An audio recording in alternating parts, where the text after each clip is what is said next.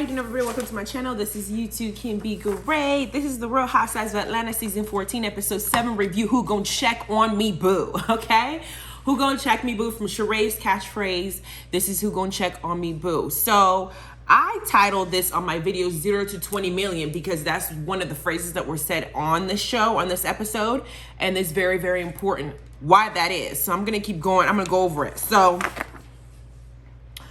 we start off at the Sanya's Jamaican cooking class, like we left off from last week. Recap real quick. Sanya was doing this Jamaican cooking class thing where her mom was going to be the one teaching everybody how to cook brown stew and jerk chicken, I think, or something like that. The mom was going to make the real full course, but everybody else is going to work on the plantains, some of the seasoning, things like that. And they're going to learn how to make that recipe. Drew was invited, but Drew uninvited herself because previously Sanya invited her to Mommy Nation and then disinvited her over some dumb issue that Drew and Sharee should have been handling between themselves, and not Sanya trying to make an issue out of nothing because she don't want her family life to be what the cameras follow, to create drama for her. So she picked Drew as a token person because at the time she figured that everybody was kind of going against Drew because of the whole Ralph situation, how she handles herself, how she talks too much, things like that. Drew's also very young and immature, so some of the characteristics that she displayed is also due to a lack of maturity to a certain extent, in my opinion. But Drew ended up showing up to the Jamaican thing, the cooking class/dinner that they had, because Marlo and everybody convinced her that she was invited, she wasn't disinvited, so she should show up anyway. So when she shows up, you can look at Sanya's face and you can see that she was uncomfortable because she didn't wrap her head around all this situation happening without Drew, and she also did not consider that Drew would pop up on her, so she would have to now figure out how she was going to handle the situation. The problem that I have with Sanya is I think Sanya is full of shit. Excuse my French, she's full of crap. She keeps saying, I wanted to have this conversation with Drew so we can squash things. But every time that you want to have the conversation is in the midst of all the girls. You don't ever want to have this conversation when it's Drew by herself. You don't ever want to have the conversation when it's a limited amount of people, as in Mommy Nation when there was only 2 of them. You always want to have the conversation when you have an entire people there to gang up on her. And that is what I think it's fake and phony. So Drew's here, she's sitting down, and it seems like Drew came with the intent of taking charge of the situation and taking charge of the conversation because she was well aware of how Sanya was going to move. But she takes a seat, and then Sanya decides that she wants to give a dirty wine reward to whoever whined the best. And they flash back to Marlo getting down with it, and Marlo did a good job. So Marlo gets the gold medal, heavy as it is, as a reward for her dirty wine because she did such a good job. Apparently, she's the winner. So they give her that, and Marlo's talking about how heavy he is and passing it around to Kandi, and she wants everybody to see how heavy the medal feels. They're all eating, and of course, Sanya decides to bring up the imaginary beef she has with Drew. She says that she wanted to talk to Drew about how she's been moving and da-da-da-da-da, but Drew immediately picks up and says, you know what? I don't understand why you couldn't talk to me about this. And Drew brings up when, I guess, Drew helped her do her makeup or had her makeup artist do the makeup, and she did not pay the makeup artist. And she put it in the form of, I don't know if Drew was trying to bring it up in the form of, oh, you don't pay your bills like Sharee, or if she was trying to say, I was doing something for you as a friend and I didn't make you pay for it. So why are you sitting up here trying to make it seem like we're not cool with each other? I don't know exactly what Drew was trying to portray or convey by saying that. Initially, maybe I wasn't paying attention to the extent I should have been paying attention. If y'all know, please let me know below. But she brought it up to throw it in her face, right? Deflect from what Sanya is trying to say. And Sanya tried to say it was only $25, so why you want to make it seem like you were doing something for me? Well, you didn't complain about it being only $25 when you're getting something for free. Free is free. It don't matter if it's $1, $2, it's free. And you got it on somebody else's dime, so why would you crap on it right now? So as they're doing that, you look at over at Kandi's mom. Kandi's mom said, this is so insignificant, it don't even make sense, because it doesn't make sense. What Sanya's beef now with Drew, initially I thought it's because she felt like Drew was being a little bit too messy with Sharee, and that Drew wasn't really being a good person with Sharee, and Drew was not really taking care of her assistant and how her assistant is spreading the business all over town and making her look like a fool. I thought that Sanya was trying to check her on that. Instead, Sanya is grasping the straws at this point. I don't even know what your issue is with her for real, for real. I don't get it anymore, Sanya. Then, while they're talking about it, Sanya is going off on her. And her mama joins the conversation. Sanya's mama joins the conversation and keeps saying, you keep cutting her off. First of all, I don't like it when people's mama join in conversations that age groups that don't have to do with you. It's argument between Sanya and Drew. If mama decides to join in and let somebody in that group now talk shit to mama, then everybody's gonna be like, oh my gosh, you shouldn't talk to somebody's mother like that. It's so rude. That mama should have sat there and let Sanya fight her own battle instead of ganging up on Drew and joining the conversation. Drew doesn't have her mama here to back her up. So why would you join the conversation? All you're doing is giving an opinion based on what your daughter told you.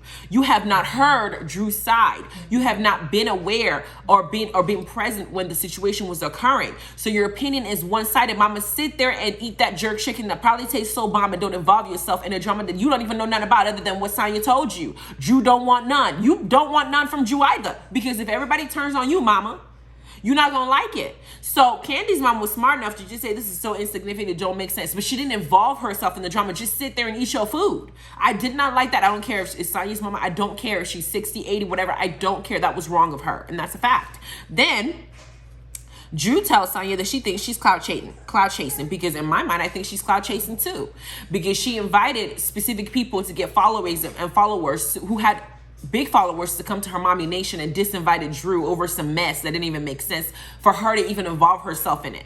So of course, Drew tells her, I think you're clout chasing. She goes, I'm a 4-time gold medalist. Put some respect on my name. I'm not clout chasing type thing. And first of all, I did not know that you were a 4-time gold medalist. I had to look you up. It's not something that I readily know. When I saw Sanya on the show, I did not know her. I have to be honest with you. I did not know her.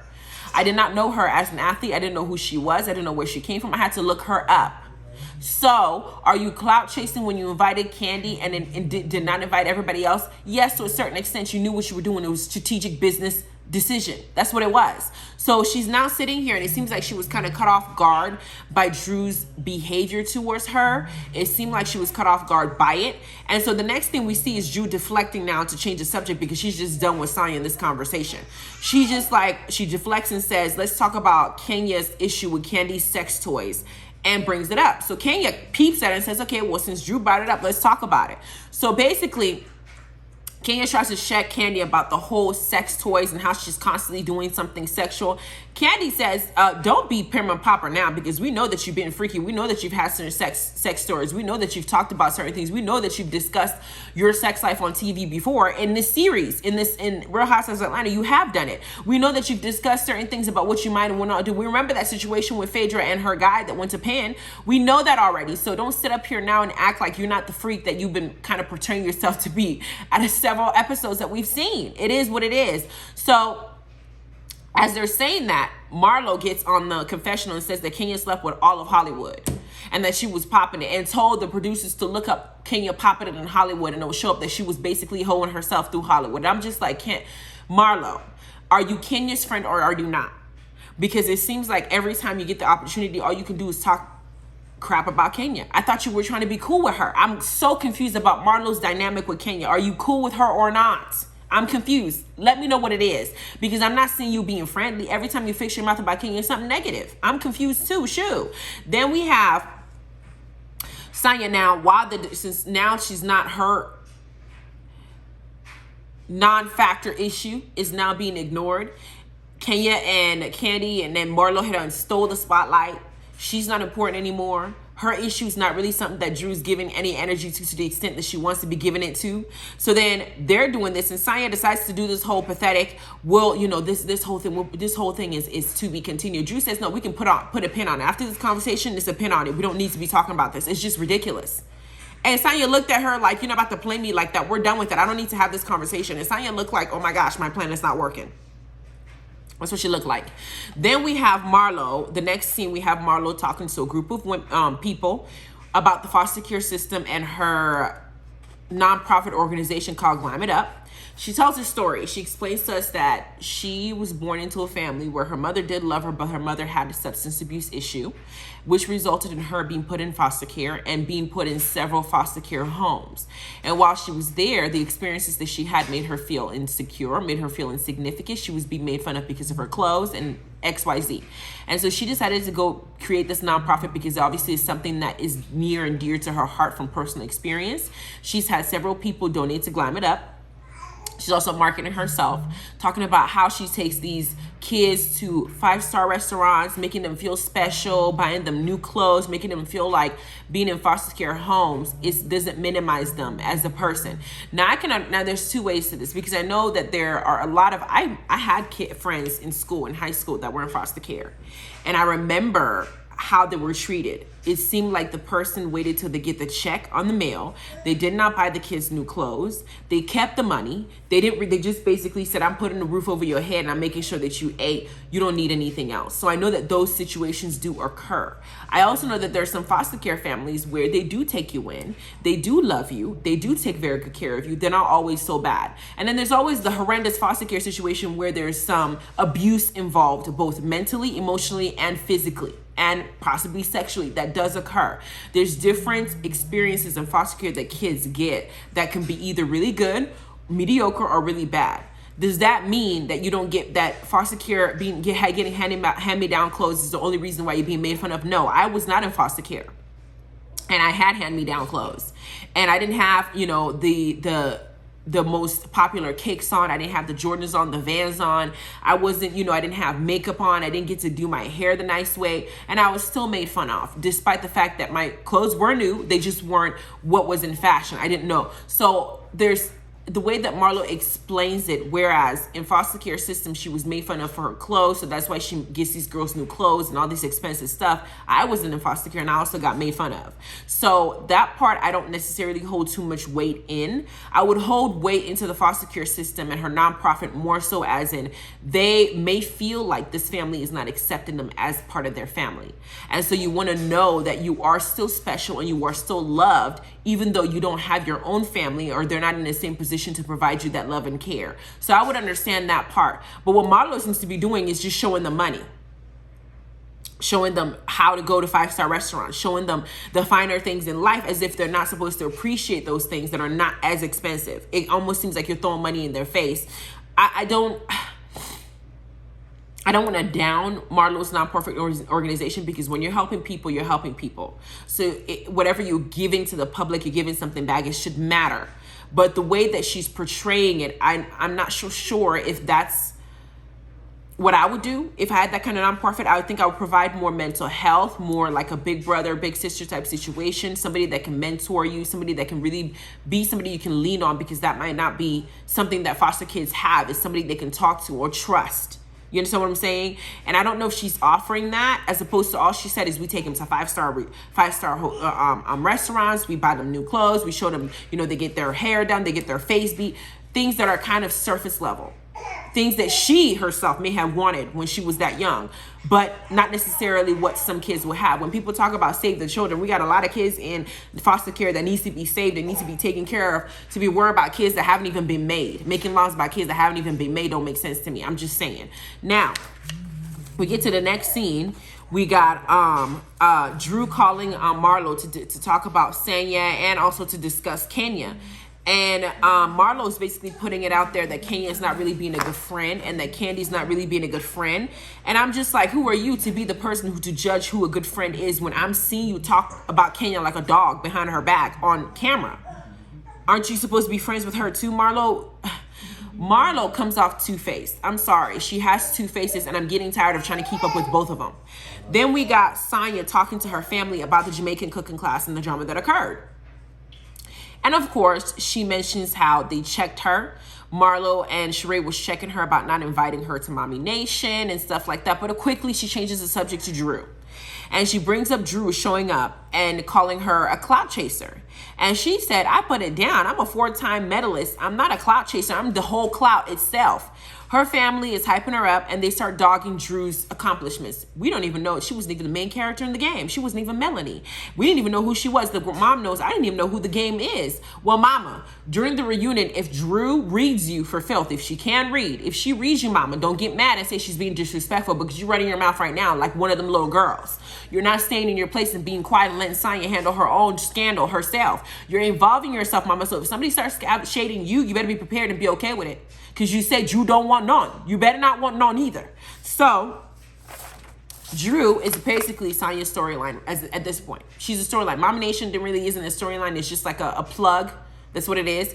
Then we get to Sharee now talking to her life coach, Jack Daniels, which I thought was ironic that the life coach's name is the name of an alcohol, Jack Daniels. So she's talking to him, and he's her life coach. They flash back to when she first told him that she had a boyfriend, and then she follows it up quickly like he's in prison.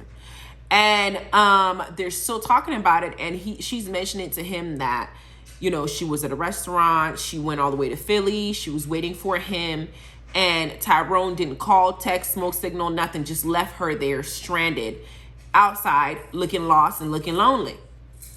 The life coach explains to her, you know, when he was in prison, he had this dime piece out here in the world. He was talking to you. He was basically jacking off to you every night.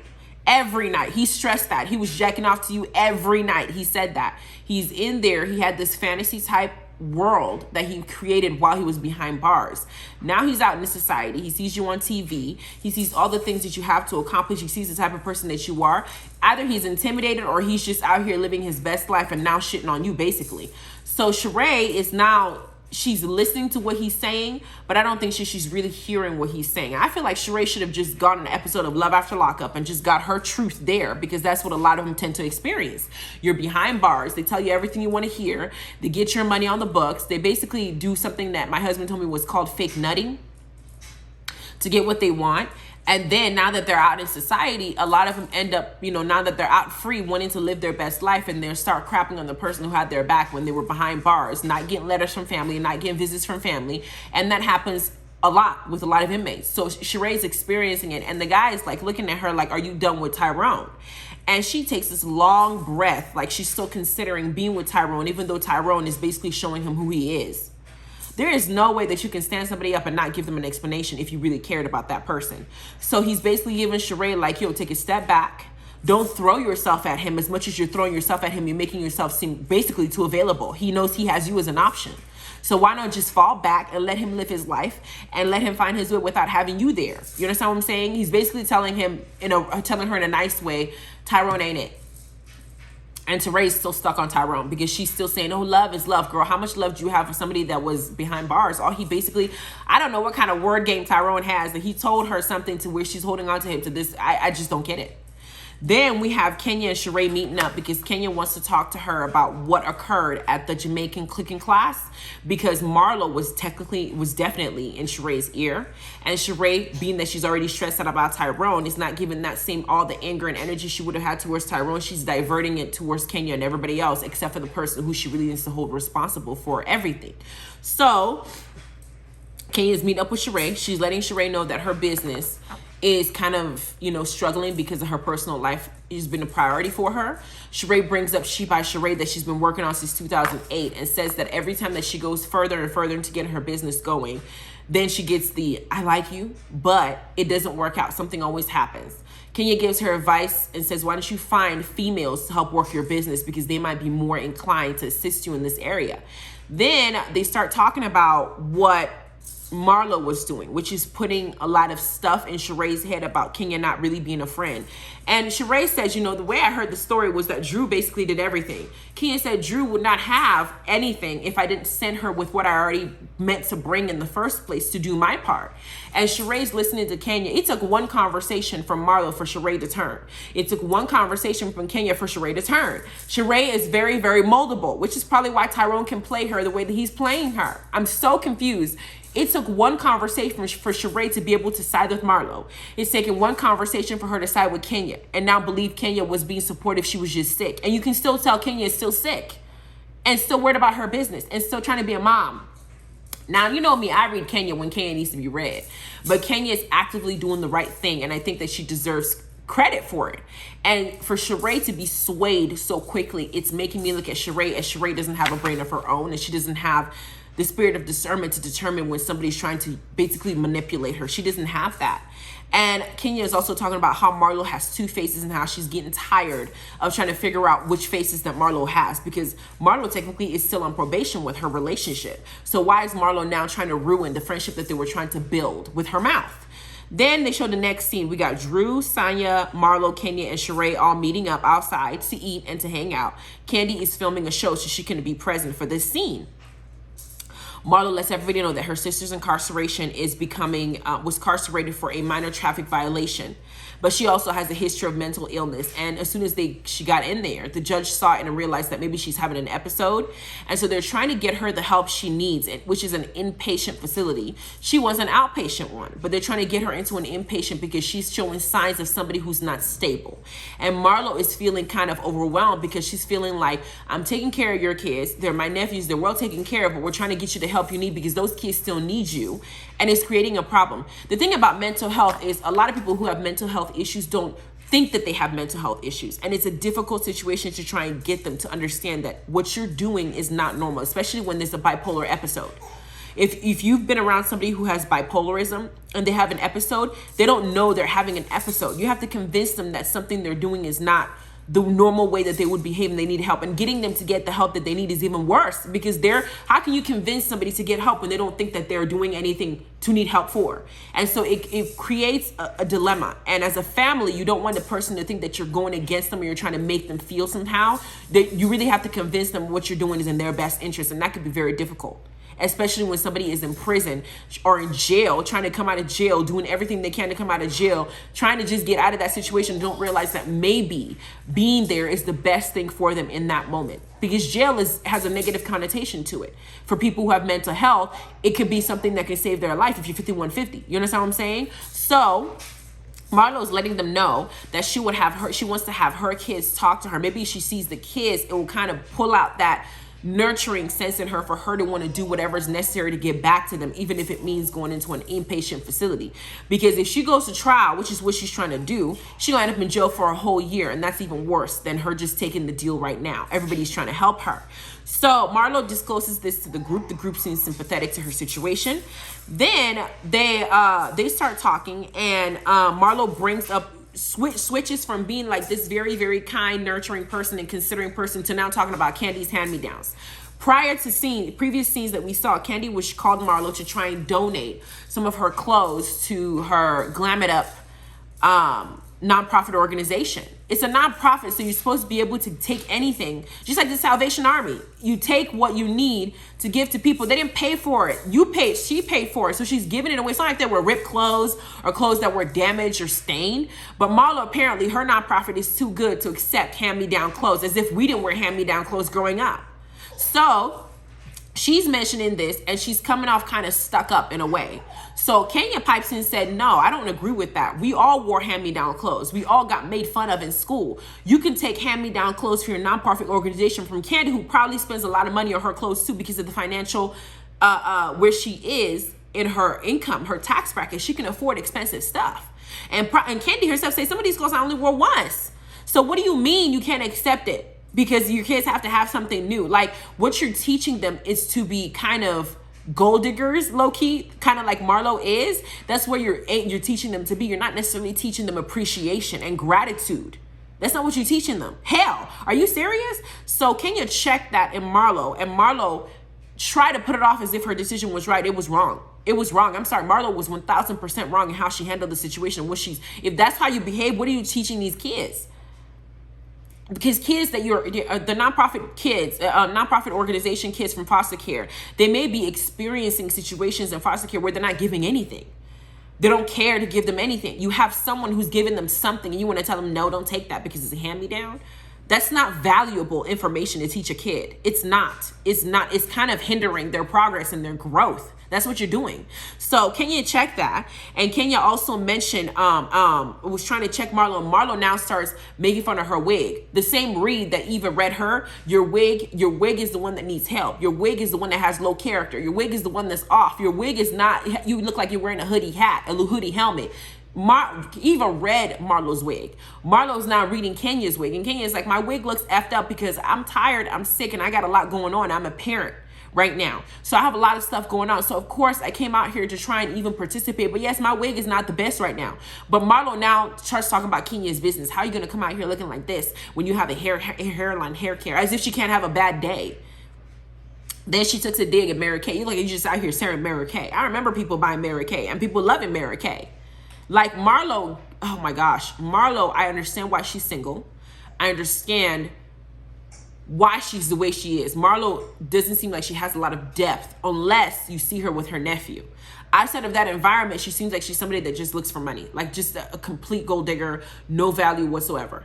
It's odd because Bravo would show Marlo in this light, and then they'll show us scenes with her and her nephew, and you will see certain sides of her, and it's kind of confusing. Which side should I accept of Marlo? This side or that side? It's confusing.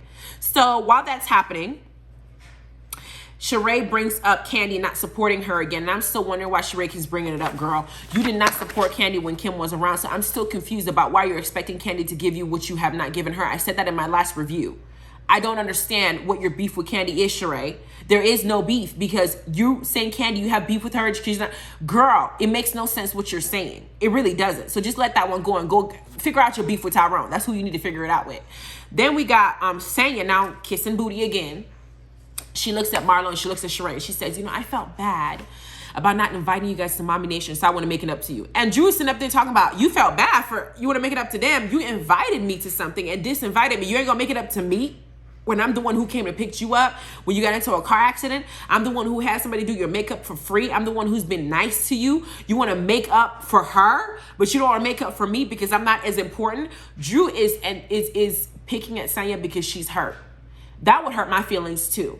You're out here talking to Marlo, who came to your Jamaican cooking class and caused the scene, talked crazy to you, was in the corner bad-mouthing you about how you hadn't been on the track for 20 years and had 20 people live in your house, literally talking ish to the maximum about you. You want to make stuff up to them, but you don't want to make stuff up to me, who was there for you when you did need help and you did need support.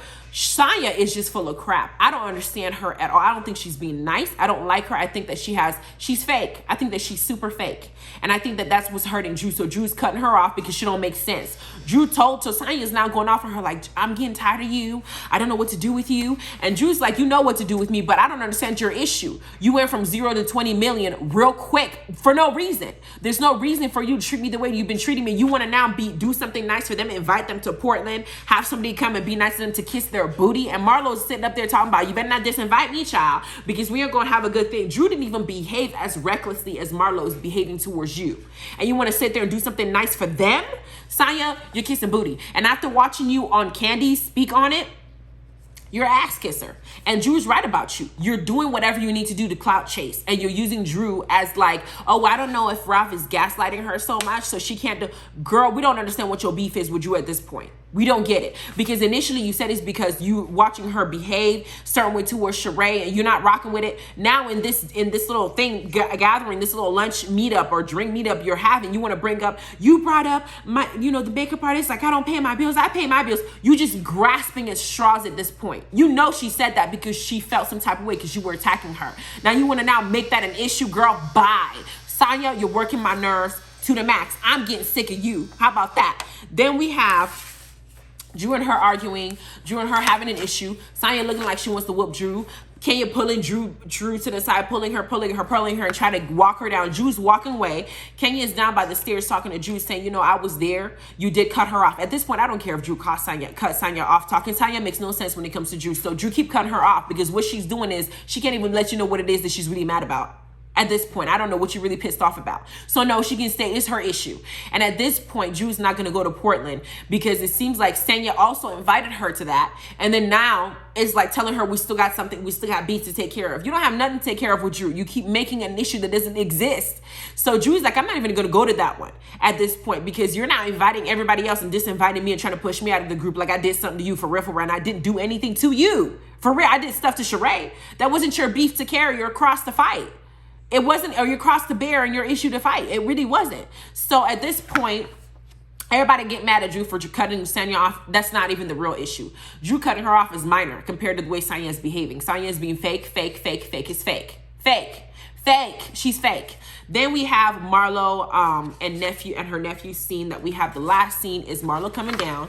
She wants to have her nephew's video chat her sister, Nicey, to now give her maybe like some kind of motivation to go into an inpatient care system to really get herself together because they want her to come out and they want her to really get herself healed so they can now be a family again.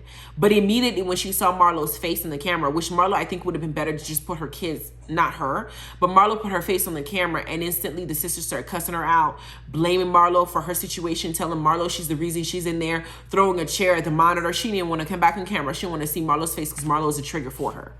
And I low-key feel like the sisters blaming Marlo for not being released, because they may have gone to Marlo and said, Marlo, do you think your sister is in a position to where she can come out and be good? And Marlo may have said, no, she needs inpatient care.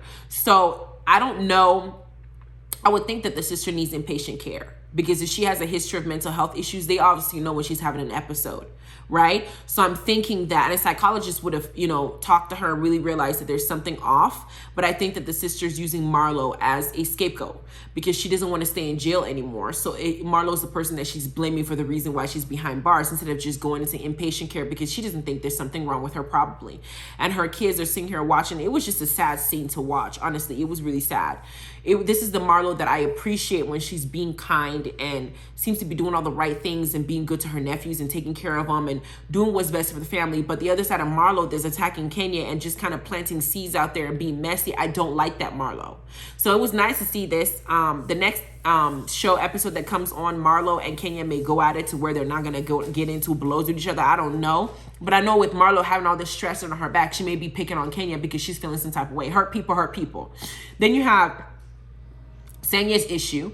Then you have Sharee probably going to make Tyrone a issue even.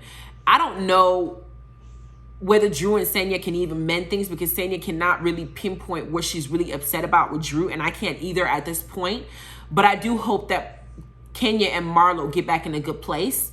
But Marlo, the way that she's like dog walking Kenya and talking about her like a dog, I don't think that that's good. I think that that's going to be an issue when the reunion gets. I think they only have maybe like another 4 or 5 episodes before the reunion gets here, and it's going to be a mess. Anyway, that was this episode. Let me know what you guys think. I'm going to do Basketball Wives as well, review hopefully tonight.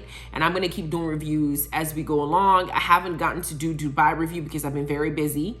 I also want to keep watching that one. I'm not a huge fan of Beverly Hills just yet. But we'll see how that goes as well. I'm going to try to catch up with Love and Marriage. Was it Love and Marriage DC or whatever? I'm not sure. I'm going to look it up, but I'm going to try to see if I can pick up that one as well. I haven't watched it, but we'll see what happens. You guys have a good rest of your day. Bye.